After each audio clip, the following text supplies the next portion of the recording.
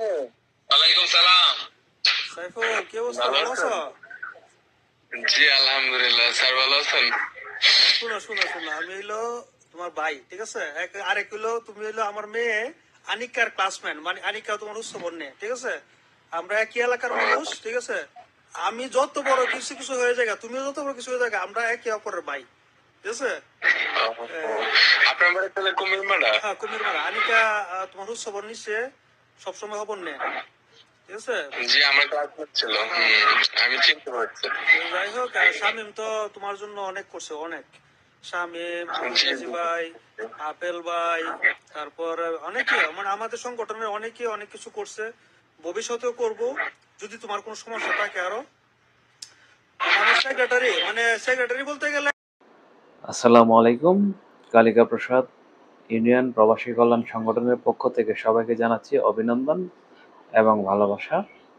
আজকে আমাদের সম্মানিত সভাপতি জনাব মোহাম্মদ ফয়জুদ্দিন এবং সম্মানিত সাধারণ সম্পাদক জনাব মোহাম্মদ শামীম ক্যান্সারে আক্রান্ত সাইফুলের খোঁজখবর নিচ্ছিলেন। তার শারীরিক অবস্থা এখন কেমন আছে এবং উন্নত হয়েছে কিনা সেই খোঁজখবর নিচ্ছিলেন আমাদের সাধারণ সম্পাদক এবং সভাপতি সাহেব। তো আমাদের সংগঠনের সকলের জন্য সাইফুল দোয়া করেছেন এবং তার সুস্থতা আমরা কামনা করি সংগঠনের পক্ষ থেকে।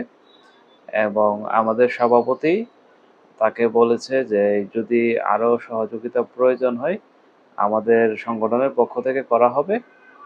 তো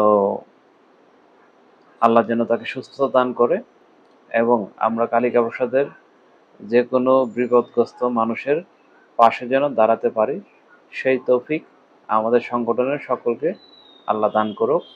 এবং আমাদের সংগঠনের সম্মানিত সভাপতি এবং সম্মানিত সাধারণ সম্পাদক এবং সকল সংগঠনের সকল সদস্যদেরকে আল্লাহ দীর্ঘ হায়াত দান করুক।